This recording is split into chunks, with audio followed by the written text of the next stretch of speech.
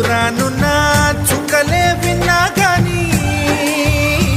కదిలించలేదా కాస్త కూడా నీ మనసుని పరదాలు దాటి ఒక్కసారి పలకరించవేమి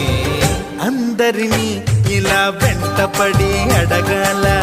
సరదాగా నువ్వే ఎదురైతే సరిపోదా నిద్రపోతున్న రాత్రి నడిగా గుడ్డికి చేరిన గువ్వల నడిగా